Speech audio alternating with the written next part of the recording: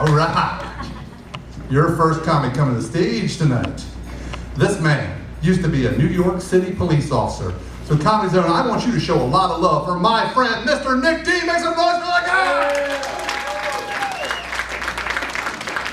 All right, give it up for Bob. Yeah. All right. So yeah, I'm from New York. I moved down here about 3 years ago, and almost from the day I got here, I get asked the same thing. Why Jacksonville? Well, we headed down to Boca, like everybody else from New York. I got off at Phillips Highway to use the bathroom. I said, screw it, let's just live here. I guess in hindsight, I should have held it in so I got the Palm Beach. But I spent 20 years as a New York City cop. I retired back in 2008, which is about 6 years and 50 pounds ago. And someone once asked me, what was the worst day I ever had on the job up there? Well, I think it's pretty obvious. Police, New York City, worst day. That was the day McDonald's stopped selling the McRib. Very traumatic. But one of the things I liked about being a cop in New York is that there were so many of us, so there was a lot of opportunity to move around. So I was a bicycle cop for a little while. And I don't know if it was the way I looked or whatever, but they assigned me to one of those big tricycles that you see old people driving around in. The bell, the streamers, the big ass basket on the back. It was very embarrassing. So I transferred out of there and I went to work for the canine unit to work with dogs. And it was going pretty well, but the German Shepherd that they assigned me was a dropout from seeing eye dog school. He was a great dog and all, but every time we'd have to chase after somebody, he would stop at every corner and look both ways to make sure there were no cars coming. We lost a lot of bad guys that way. I'm going to spare you the story of when I was in the motorcycle unit and I was wearing assless chaps. Nobody wanted to see that. But I did most of my time in the NYPD working in the Bronx. If you're not familiar with the Bronx, it's a lot like the North Side, only not quite as peaceful. And if you know those areas, you know that parenting is not a skill that's too widely practiced.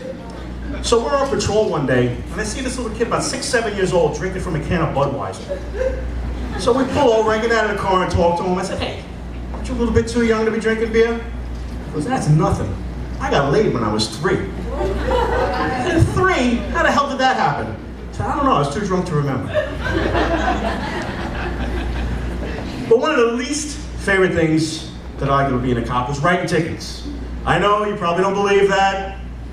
And here's the worst kept secret in the world, there is a quota. But listen, that's not to say that there aren't heartless guys on a power trip out there that would give their own mother a ticket. You know them by their given name, the Florida Highway Patrol.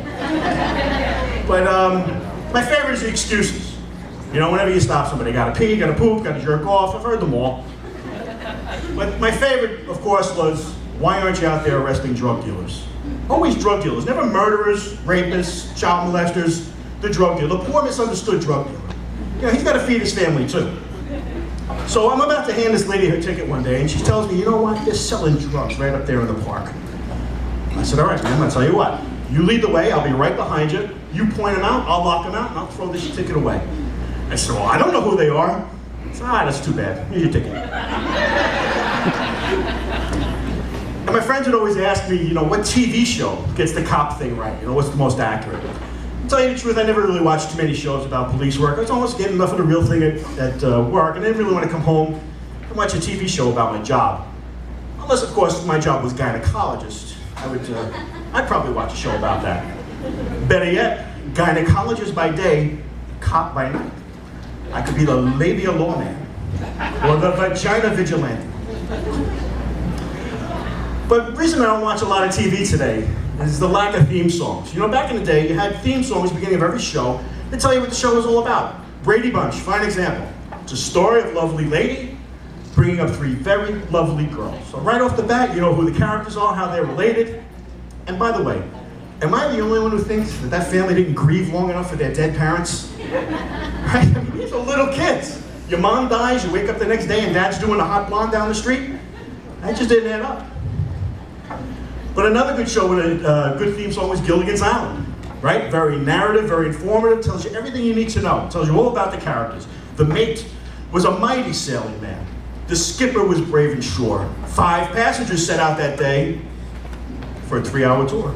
You could turn the show right off, turn the show off right there, you wouldn't miss a thing. You just heard everything that's gonna happen in this show. And another thing, why did the population of that island ever change? right? You had a beautiful movie star and a pretty farm girl, and nobody on that island was getting their freak on. I mean, if I was the skipper, I'd be like, Mary Ann, come down here and give me a hand with the captain's log. But while watching TV the other night, I came across this commercial for an online school for grades kindergarten through 12. So now, if your kid attends an online college, he can go the first 22 years of his life without having to interact with a real human being.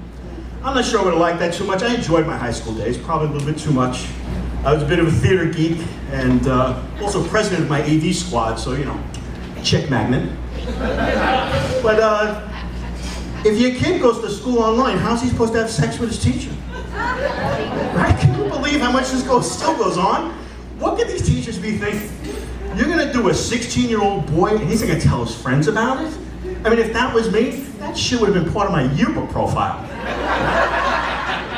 Football, 2 and 3. School paper, 2 and 3. Did Miss Webster in the art supply closet, 3 and 4. And then, of course, I'd have to take that information to social media. I think social media is getting kind of played out, overdone.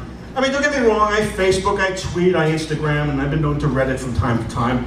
But you know, we just know too much about each other. And then when we finally get together, we got nothing to say. And if we do, it's usually about a Facebook post, right? Hey, how was that cheeseburger you had last week? It was good. You see the dump I tweeted 2 hours later?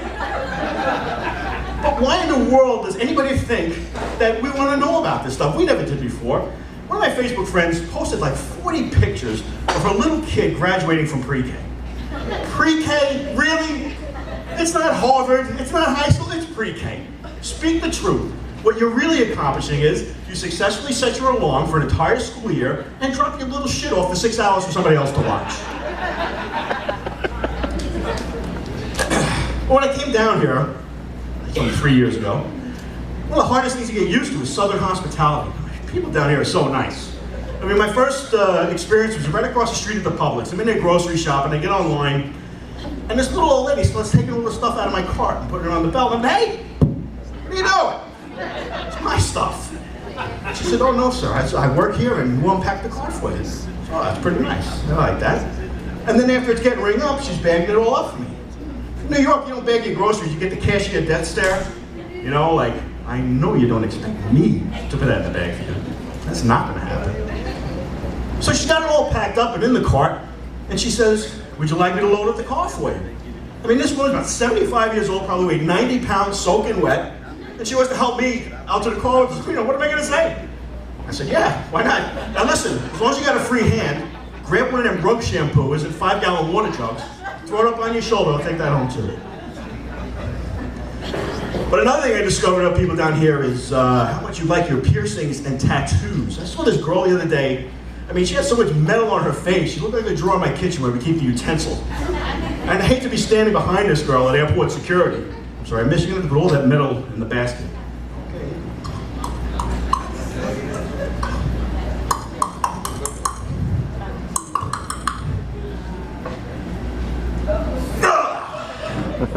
Hold on to that for me, sir. That's okay. Thank you very much.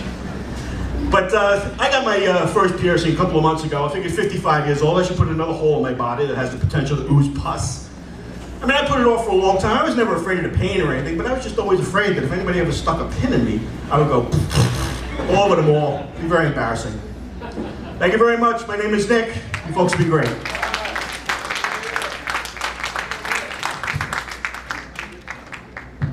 Can we get one more time for Nick, please? Yeah, working hard up here for you. Is someone else?